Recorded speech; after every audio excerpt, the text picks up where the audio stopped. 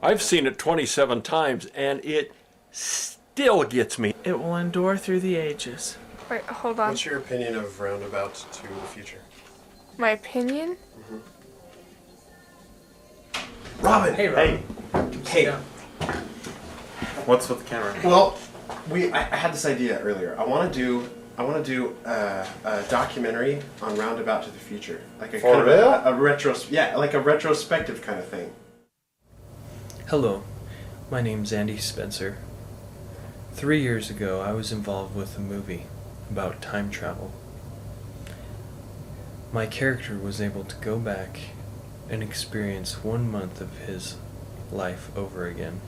It really explores some of the deep philosophical implications of time travel.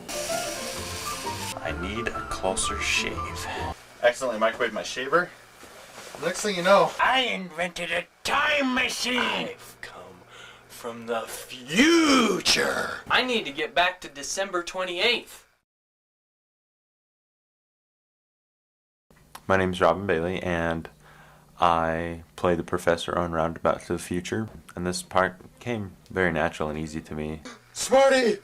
It works, it works, it works, it works, it works, yeah! I learned this from a great man. Superman. Can't even tell anymore. No one will know me now. I really connected with my character. I was just shaving. Where are my clothes? I think my character, George, was one of the most influential characters in the film. I remember he was in a couple scenes, wasn't he? I was in a couple scenes and I hated both of them. Melissa, I love you! What about Melissa's character?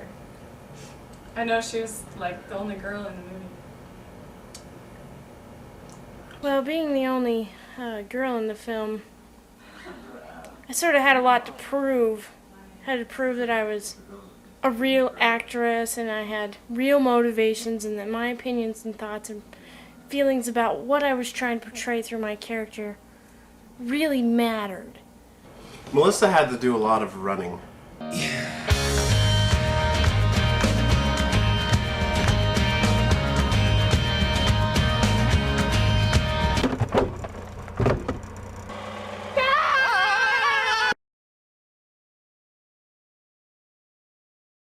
They found me. I don't know how they did, but they found me. Run for it, Smarty! Did you guys get your inspiration for the movie from Back to the Future? We did ours way before Back to the Future ever came out. Yeah, that was 3 years ago we did ours. I have a shaver! And you're going back to the future! The original idea was actually mine, because I thought of the theory behind the shaver at that time. Yeah, I know Andy's I was the one who was telling you about the theory in the first place, Andy. Kind of keep the camera just on my face, if that's okay.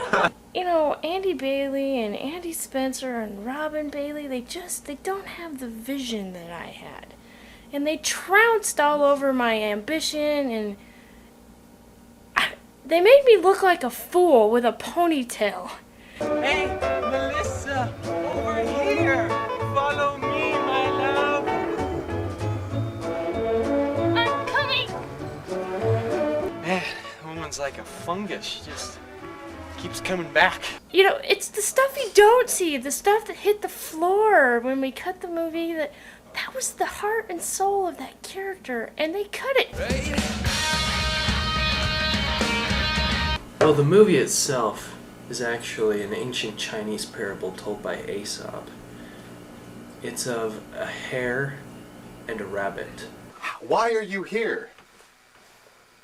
What are you doing in my house? What in the world just happened? That was supposed to be George that ran into Melissa back there, not me. What? That's how they met. That's how they fell in love. That's why they're so lovey-dovey. So why don't you guys have book bags? Who needs books when you're in love? One of the things that everyone always comments on when they see the movie is how we're supposed to be so lovey-dovey towards each other and we don't even touch each other at all. And that was a product of Andy Bailey being completely afraid of me. It was my idea. Well, how did you think of it? Because I think Robin and I were alone. Well, it all goes back to the hare and the rabbit. Well, Andy Bailey, sometimes his vision of Roundabout to the Future and my vision of Roundabout to the Future sort of clashed, but, you know, he was the director. And you do what the director wants you to do, and if you don't, you know, they'll just edit it out in the end anyway, so it's not like, even if I did do a great job of acting like I did, it's not like it makes any difference because Andy Bailey had the liberty to edit out all the really wonderful pieces of film. Who are you? Melissa? I'm George. We seem to be stuck together. Yes, we do.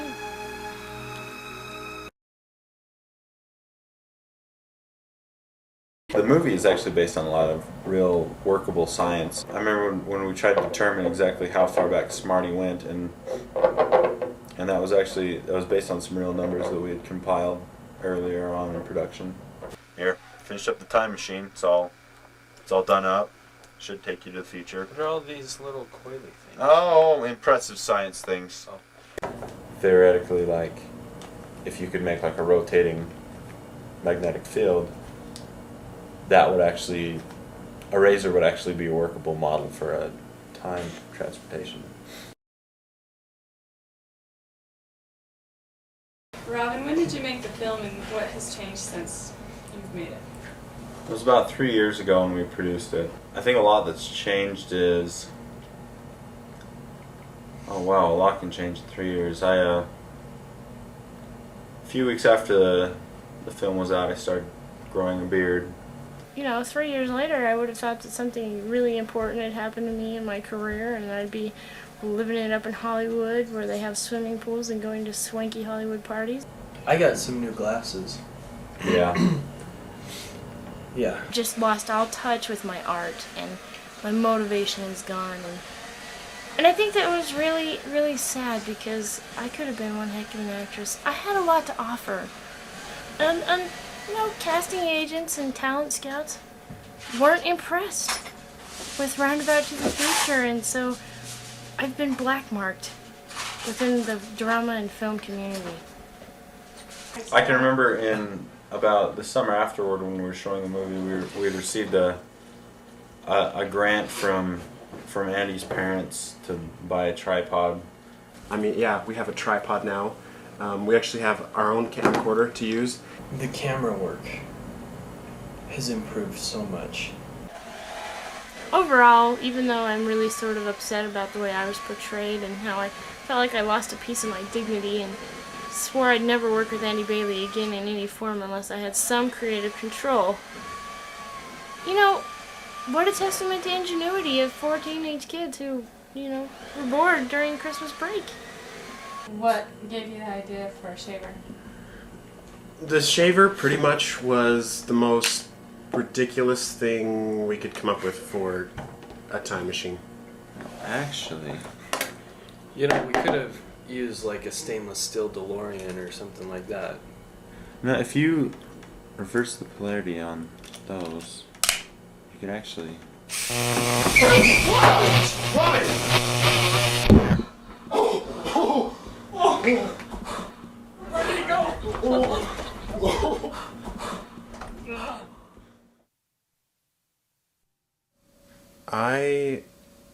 I have no idea what happened to Robin.